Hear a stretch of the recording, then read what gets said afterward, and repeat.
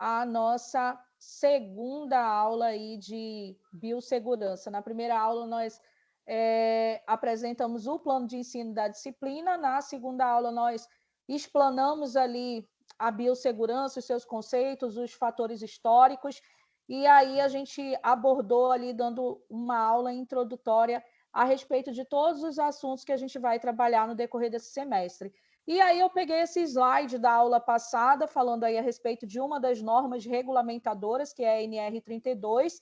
Ela é uma norma, né, regulamentadora, conforme a gente tinha falado na aula passada, que ela estabelece as diretrizes básicas para a implementação de medidas de proteção a segurança e saúde no trabalho, em serviços de saúde, entendendo-se como serviços de saúde qualquer edificação destinada à prestação de assistência à saúde da população e todas as ações de promoção, recuperação, assistência, pesquisa e ensino em saúde em qualquer nível de complexidade. Assim sendo, busca-se no desempenho das atividades clínicas, laboratoriais, aplicar todas as normas e legislações vigentes para o bom cumprimento das mesmas, conhecer os riscos, esse tópico é muito importante, que é o que nós vamos iniciar hoje, quais os seus tipos, onde são maiores e estabelecer um mapeamento dos mesmos é indispensável para podermos interceptá-los. Então, olha só, conforme a gente citou na aula passada, nesse manual, nessa norma, que é a NR32, é feito ali referência aos perigos relativos aos micro-organismos infecciosos. E isso é feito de que forma? Por grupos de riscos. E esses grupos de risco, eles foram estabelecidos ali de acordo com a OMS em uma classificação que vai de 1 a 4. E aí, isso a gente ainda está recapitulando o que foi falado na aula passada, né? Então, assim, a NR32, ela é uma orientação, ou seja, ela é uma recomendação para cada situação de risco. E aí, nessas orientações, é recomendado que a gente adote medidas preventivas e que seja também dada uma capacitação para os trabalhadores para que toda a atividade que for desenvolvida nesses ambientes que oferecem riscos, eles sejam feitos ali de maneira segura. E aí, lembro que a gente falou também na aula passada, a gente comentou que o conceito ali de biossegurança é fazer o quê? Diminuir, minimizar, eliminar os riscos inerentes. Então, a gente se volta para o ambiente ocupacional, mas se estende ali até o homem, os animais e o meio ambiente. Então, o objetivo da biossegurança é fazer a proteção de um todo. Então, para que a gente possa se proteger, para que a gente possa evitar esses riscos, é necessário aí que a gente conheça esses riscos, é necessário que o local que a gente vai trabalhar, a gente faça um reconhecimento da área. Lembra aquilo que eu falei para vocês? É importante, quando você chegar no setor, você perguntar se existe um manual de biossegurança ou um manual ali de operações que tenha todas essas instruções, essas orientações que você precisa adotar ali em prol da sua própria proteção, da sua proteção individual e da proteção coletiva. E aí, olha só, na NR32 também vai ser mostrado o quê? Que a biossegurança ela é uma responsabilidade solidária, ou seja, ela deve ser compartilhada entre o contratante e o contratado. Então, para que a biossegurança ela aconteça nesses ambientes, é necessário o quê? Que todos os trabalhadores eles estejam envolvidos. Lembra que a gente comentou também, quando eu cuido da minha proteção individual, ao mesmo tempo eu estou cuidando do coletivo. Então, nesses ambientes que oferecem aí qualquer tipo de risco, conforme a gente vai levantar aqui, a gente precisa ser totalmente responsável e lembrar que essa responsabilidade ela é compartilhada, tá bom? Essa responsabilidade ela tem que ser solidária. E aí na NR32 também, né, é uma norma aí que abrange as seguintes situações de exposição a risco para a saúde do profissional. Que riscos são esses? Os riscos físicos, os riscos químicos e os riscos biológicos. E a gente também vai falar sobre os riscos ergonômicos. E nessa norma também é discutido o quê? Conforme a gente falou na aula passada, é discutido acerca da obrigatoriedade da vacinação dos profissionais de saúde. Então, a gente chegou aqui a mencionar, né, de uma maneira bem breve, a gravidade dos acidentes com pêfuro cortantes, justamente por quê? Porque esse tipo de acidente vai ser a porta de entrada para as doenças infecciosas. Mas a gente citou também que, se a gente fizer o uso de dispositivos de segurança, a gente consegue evitar ali de 60% a 80% das exposições que ocorrem aí para quando a gente vai realizar qualquer tipo de procedimento. Então, os riscos, eles existem, isso é inevitável, mas se eu souber quais são esses possíveis riscos que existem nesse ambiente, e eu preciso fazer o quê? Reconhecimento da área para poder conhecer esses riscos. E se eu souber as medidas que eu preciso adotar para evitar os riscos de acidentes, eu consigo ali evitar a maior parte deles. Então, eu preciso reconhecer, eu preciso aprender. Lembra daquilo que foi falado também, que é importante uma capacitação, e essa capacitação ela tem que ser também sempre atualizada. E aí, para a gente diminuir ou eliminar, né, os riscos, a gente deve fazer aí, adotar aí algumas medidas bem básicas. Isso tratando-se do risco que a gente vai abordar hoje, principalmente. Hoje a gente vai falar acerca dos riscos biológicos, tá bom? Então, para que a gente consiga evitar aí, primeiramente, o que a gente pode fazer? Realizar o esquema vacinal. Então, lembra lá da obrigatoriedade da vacinação, todo mundo tem que estar com a vacinação em dias. Lavar as mãos antes e após realizar cada procedimento, utilizar os EPIs, né, como luvas de procedimento, e sempre usar avental, máscara e óculos de proteção quando necessário, realizar os procedimentos com tranquilidade. Lembra do exemplo que eu falei para vocês na aula passada, né? Os acidentes, eles podem acontecer, mas a gente, se estiver prestando ali bastante atenção no procedimento que a gente está realizando, a gente consegue evitar. E aí lembra o exemplo que eu usei. Em casa, por exemplo, a gente não quebra copos e pratos todos os dias. Justamente por quê? Porque a gente está com a nossa atenção voltada para a atividade que a gente está desenvolvendo. Então, quando a gente vai trabalhar, realizar qualquer procedimento que coloque em risco a nossa saúde, que coloque em risco a nossa vida, é óbvio que a gente também precisa estar com essa atenção voltada para isso.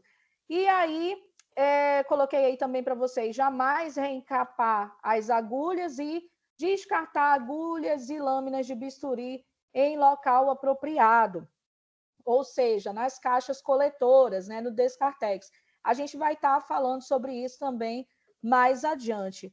E aí, se por um acaso, mesmo com todo esse cuidado, mesmo com todas essas medidas aí, acontecer algum acidente, o que você deve fazer? Comentei também com vocês na aula passada. Você deve imediatamente notificar a ocorrência para o responsável do setor. Então, por menor que seja esse acidente, mesmo que não haja necessidade de afastamento, você, como colaborador, como trabalhador, como profissional da área da saúde, deve imediatamente comunicar o responsável do setor que você trabalha e o responsável do departamento pessoal, e em seguida você tem que seguir ali o fluxo do encaminhamento do processo, seguindo todas as etapas conforme você vai receber a orientação. Então, olha só, a gente começou aí falando, revisando um pouquinho do que a gente comentou na aula passada, e aí agora a gente vai começar a falar do primeiro tipo de risco aí, que são os riscos biológicos, que são aqueles riscos que eles ocorrem ali devido à manipulação de seres vivos em laboratórios. Então, qualquer amostra proveniente aí de seres vivos, que podem ser plantas, animais, bactérias, protozoários, insetos, amostras biológicas de animais e seres humanos, como sangue, urina, escarros e fezes, todos esses materiais aí que são provenientes de seres vivos, eles nos oferecem o que a gente chama de riscos biológicos, que são aqueles riscos que eles podem desencadear aí algumas doenças para a gente por conta aí de uma possível contaminação. E os agentes de risco biológicos, eles podem ser divididos em 4 classes. Então, lembra que eu falei para vocês, né? Vai ter ali essa classificação que é estipulada ali pela OMS. E essa classificação, ela vai numa ordem crescente. Então, à medida que vai aumentando o risco, vai aumentando aí a numeração dessa classificação. Então, com isso, a gente consegue saber o quê? Que o risco 4, ele sempre vai ser muito mais perigoso do que o risco 1. Então, o risco 2, ele vai ser mais perigoso também que o risco 1. O risco 4 vai ser mais perigoso do que o risco 2. Então, à medida que vai aumentando, e eu vou já mostrar uma tabela para vocês, esse risco ele vai se tornando mais perigoso. E aí, essa classificação dos riscos em 1, 2, 3 e 4, ela é feita de acordo com alguns critérios, e aí para que a gente possa saber se um agente ele pertence a essas classes, aí a gente adota esses seguintes critérios. Quais são os critérios para classificar aí os riscos, né, que apresentam aí os agentes biológicos? O primeiro critério que a gente vai avaliar, a patogenicidade para o ser humano. Então, o que isso significa? Significa o quanto que um agente biológico, uma vez que ele penetrar no homem, né, uma vez que ele penetra ali no indivíduo, ele pode provocar os sintomas em maior ou menor proporção. Então, como, por exemplo, a gente pode citar aqui doença, o sarampo. Então, o sarampo é uma doença que é causada por um vírus.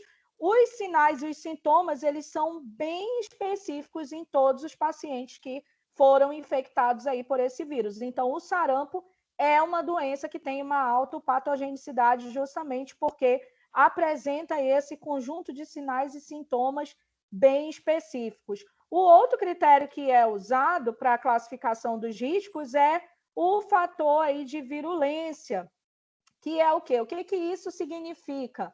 É o poder que o agente infeccioso ele vai ter ali. Aí eu coloquei aqui para não esquecer. É o poder que esse agente infeccioso ele vai ter de aderir, invadir, multiplicar e disseminar. Aonde? Nos tecidos do hospedeiro. Então, vai ser a capacidade que esse agente infeccioso ele tem ali de levar o indivíduo a desenvolver um quadro de doença tão grave que pode levar esse indivíduo à morte, ou seja, a virulência é quando o indivíduo ele desenvolve um quadro tão grave para a saúde que não tem ali mais uma solução tão próxima, tão óbvia. Então, no caso do sarampo, né, ele tem uma alta patogenicidade.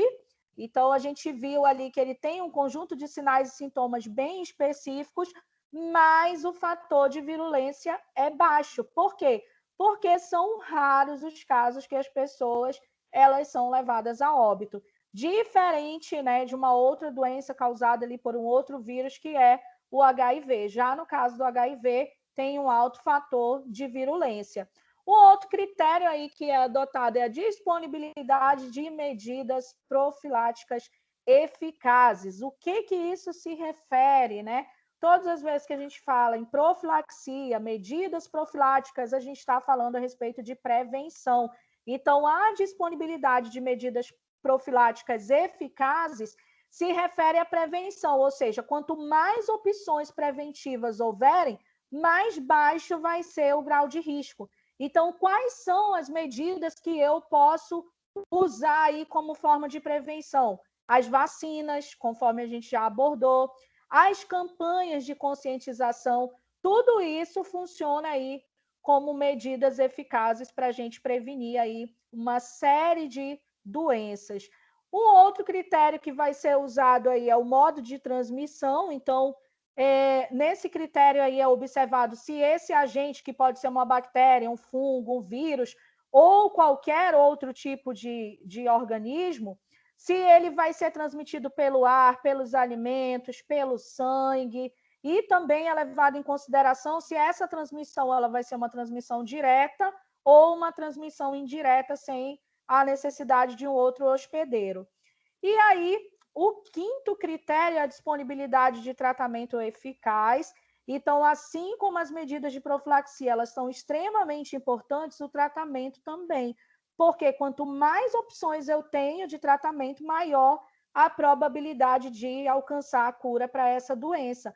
E o outro critério aí, o sexto critério estabelecido, é a endemicidade, né? Então, a endemicidade, ela significa aquilo que ocorre ali habitualmente e com uma incidência significativa numa determinada população, ou seja, é típico ali de uma determinada região. Então, um exemplo aí de endemicidade que a gente pode usar é o caso da dengue no Brasil. Então, esses são os critérios para a classificação de riscos de agentes biológicos: patogenicidade, virulência, disponibilidade de medidas profiláticas eficazes, modo de transmissão, disponibilidade de tratamento e endemicidade. Dependendo das referências que vocês forem utilizar, vocês podem encontrar até outros critérios, tá bom? Eu coloquei aí os principais. Então, olha só, aqui a gente tem um quadro que descreve os grupos de risco ali, de acordo com a OMS. Essa classificação ela se dá em 1, 2, 3 e 4 e se refere aos perigos relativos aos micro-organismos infecciosos, conforme está apresentado lá na NR32. E aí a gente tem o grupo de risco 1. Então, o primeiro aí, o risco 1, ele se refere a quê? Aos micro-organismos que têm pouca probabilidade de provocar doenças em humanos ou animais. Ou seja, dentro dessa classe de risco, da classe de risco 1, os riscos eles são inexistentes ou esses riscos eles são muito baixos, tanto individual quanto para o coletivo. Por quê? Porque aqui a gente está se referindo aos micro-organismos que têm uma baixa probabilidade de causar doenças para nós, seres humanos, e para os animais. E um exemplo que a gente pode citar é uma bactéria que ela vive no solo, o nome dela é Bacillus subtilis, ela é quase insignificante justamente porque os casos em que pode acontecer ali alguma doença, eles são extremamente raros. Então, ela é classificada aí dentro do grupo de risco 1. Já o grupo de risco 2, ele se refere ao agente patógeno que pode provocar enfermidades humanas ou animais, porém tem pouca probabilidade de apresentar risco grave para técnicos de laboratório, a comunidade ou ao meio ambiente. Dispõe-se de medidas eficazes de tratamento e prevenção, além do que o risco de propagação é limitado. Ou seja, a classe de risco 2 é onde a gente considera aí um risco individual moderado para o trabalhador e com uma baixa probabilidade de disseminação para a coletividade. Então, aqui a gente tem aqueles agentes infecciosos que podem causar doenças tanto para nós, seres humanos, quanto para os animais, mas existem meios eficazes de profilaxia e tratamento. Então, só recapitulando aqui, a gente tem no grupo de risco 1, um risco baixo, às vezes até inexistente, e o grupo de risco 2, ele já apresenta aí um risco individual moderado e um risco comunitário baixo, né? Essa baixa probabilidade aí de disseminação para a coletividade. E o grupo de risco 3, ele se refere a quê? Ao agente patógeno que pode provocar doenças humanas ou animais graves ou potencialmente letais, porém não se propaga de um indivíduo infectado a outro. Representa sério risco a quem o manipula, representa algum risco para a comunidade, ao meio ambiente, mas se dispõe de medidas eficazes de tratamento e de prevenção. Ou seja, a classe de risco 3, ela vai representar um risco individual elevado, e para a comunidade ele vai ser um risco ali baixo, né? Ele vai ser um risco limitado. Por gentileza, desliguem os microfones. Ele vai ser ali para a comunidade um risco baixo, ele vai ser um risco limitado, mas esse risco ele existe. Então, aqui nesse grupo, a gente se refere àqueles agentes que eles podem causar doenças e infecções graves, tanto para nós, seres humanos, quanto para os animais, mas dispõe também aí de uma profilaxia ou tratamento. Só que aqui a gente já tem que ficar alerta. Por quê? Porque nem sempre, tá bom? Então, nem sempre ele vai dispor aí de um tipo de tratamento. E aí, o próximo risco que a gente tem é o risco 4. E o risco 4, ele se refere a quê? Agente patógeno que pode provocar doenças graves nas pessoas e nos animais, podendo propagar-se facilmente de um indivíduo a outro, direta ou indiretamente. Não se dispõe de medidas eficazes de tratamento e prevenção, ou seja, a classe de risco 4 apresenta um risco individual elevado para o trabalhador e com uma probabilidade elevada de disseminação para a coletividade. E outra coisa que a gente deve levar em consideração é que tem um grande poder de transmissão de um indivíduo a outro.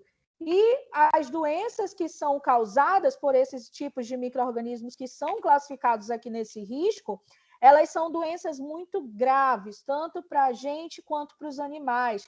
E não tem, aqui a gente tem que estar muito atento, porque não tem meios eficazes de profilaxia ou de tratamento. Então, a gente acabou de aprender aí, de conhecer como que é dada aí essa classificação dos riscos em 1, 2, 3 e 4, de acordo ali com o tipo de micro-organismo infeccioso que a gente estiver trabalhando. E aí, para que a gente possa diminuir, para que a gente possa evitar tudo isso aí, para que a gente possa conter esses riscos, eu listei para vocês aqui os elementos básicos para a contenção de agentes de risco.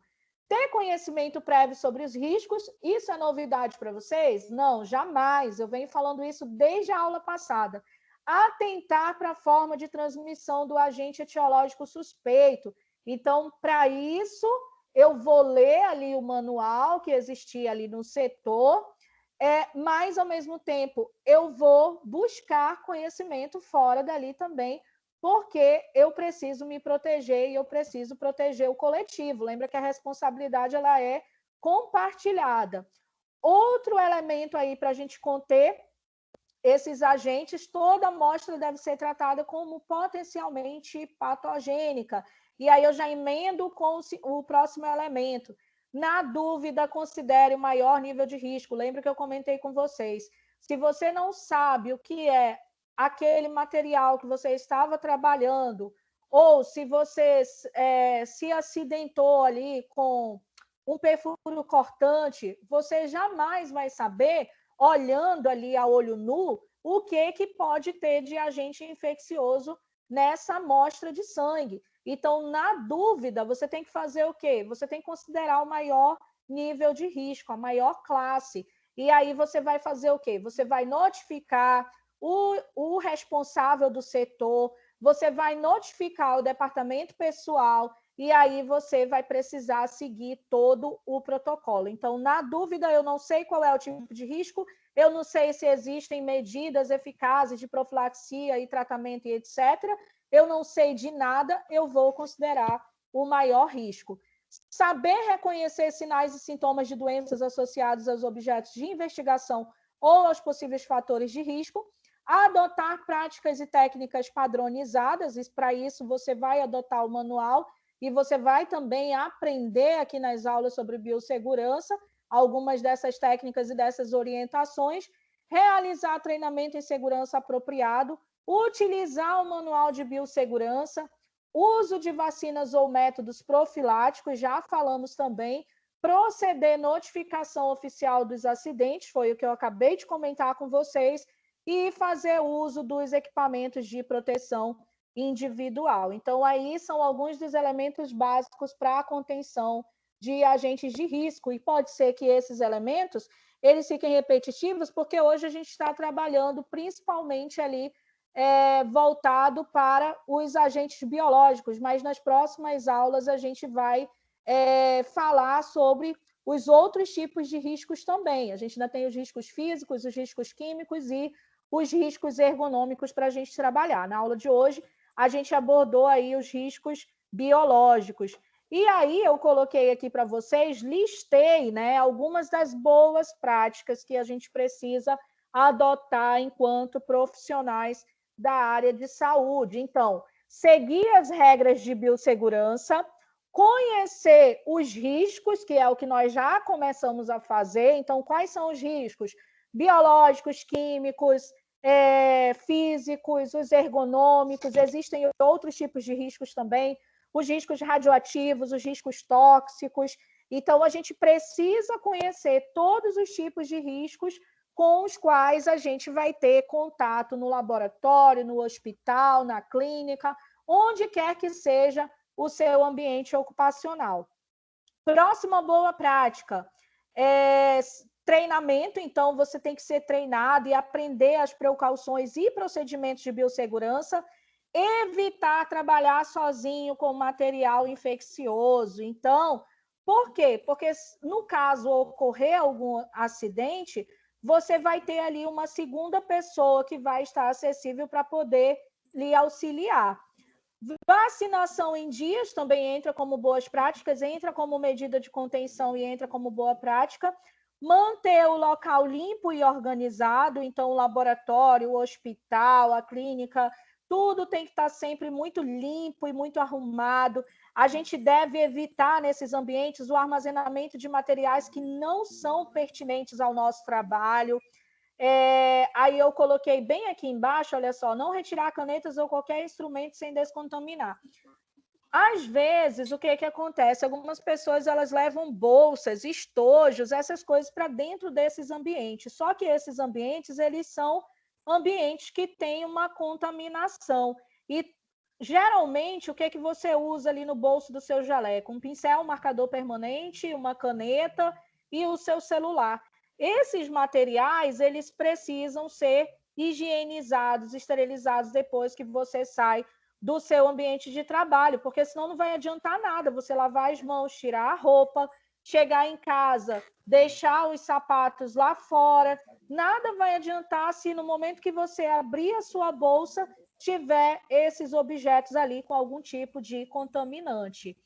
E aí eu coloquei não aplicar cosméticos, né? Então, assim, o que eu posso falar a respeito dos cosméticos para vocês de uma maneira bem breve?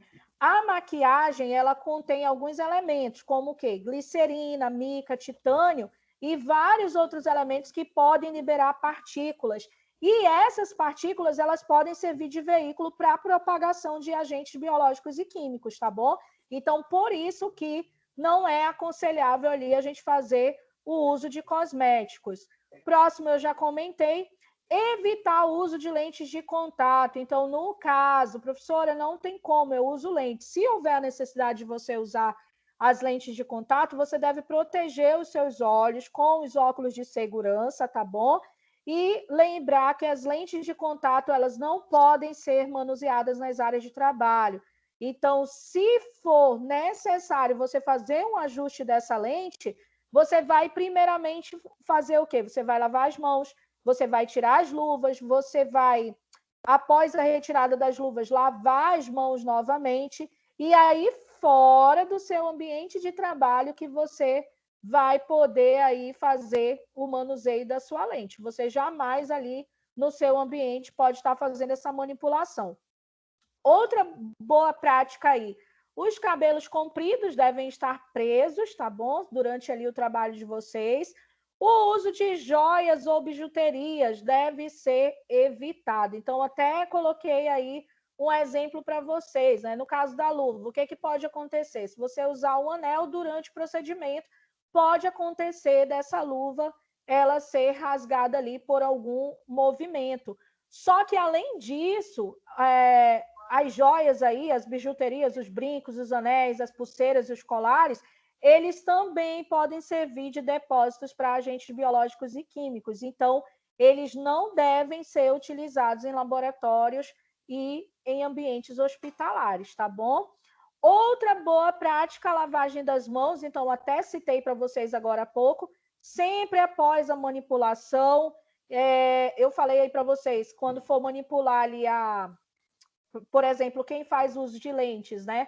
Vai ter que lavar as mãos, aí depois tira as luvas e depois lava as mãos novamente.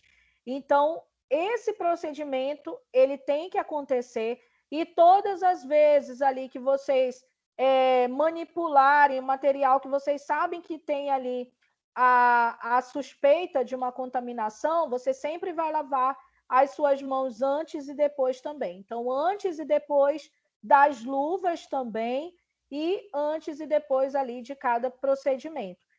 Não levar as mãos, né? Faltou aí, a boca ou os olhos.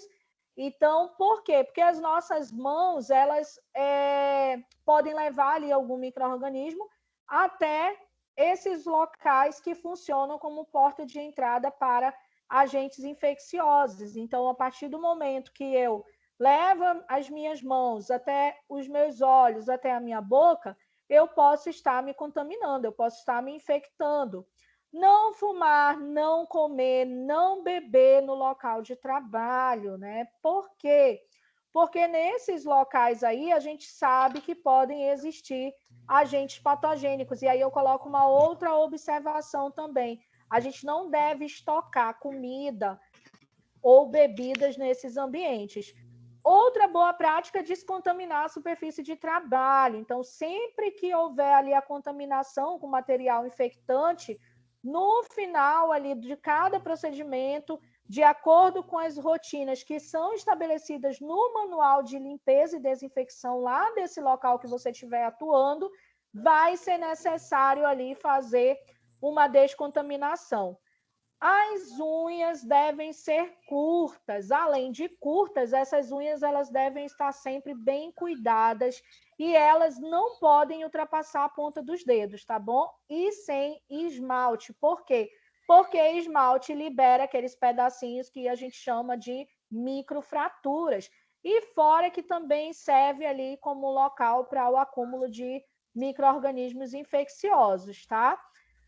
Outra medida aí, outra boa prática, descontaminar por autoclavação, deixa eu só tirar aqui, ou por desinfecção química todo o material com contaminação biológica. E, por fim, descontaminar todo equipamento antes de qualquer serviço de manutenção. Quando eu falo aqui descontaminar por autoclavação, é porque nesses ambientes que a gente trabalha ali com riscos biológicos, com a presença aí de agentes infecciosos, e existe aí em todos esses ambientes, hospital, clínica, laboratório, a gente tem uma máquina, um equipamento que é uma autoclave. A autoclave, ela é como se fosse uma panela de pressão gigante. Eu vou estar mostrando ela para vocês em algumas aulas. E a autoclave, ela atinge temperaturas muito altas. Então, justamente por conta disso, todo material que você vai precisar utilizar durante os procedimentos ou depois ali, você vai precisar descartar, alguns desses materiais eles passam primeiro pela autoclave, tá bom? Então, aquilo que você vai usar para ter certeza que não existe a presença de micro-organismos infecciosos vai ter que ser autoclavado, né? Vai ter que ser esterilizado. E aquilo que ainda, por exemplo, uma vidraria que você usou, mas ela pode ser utilizada novamente. Ela é feita de um material que você pode reutilizar, mas você manipulou alguns agentes infecciosos. O que é que você faz? Você coloca na autoclave, claro que é feito todo um procedimento, existe um protocolo para isso, e aí a autoclave ela vai eliminar ali, ela vai matar todos esses agentes para que esse material ele possa ser reutilizado, tá certo? Então, olha só, a gente fica por aqui, eu tenho uma atividade ainda para enviar para vocês. Esse foi o assunto da nossa aula de hoje, tá bom? Eu espero aí que todos vocês tenham entendido. E eu vou estar postando essa atividade agora, juntamente com o link lá no chat geral, aí para que todo mundo possa ter acesso.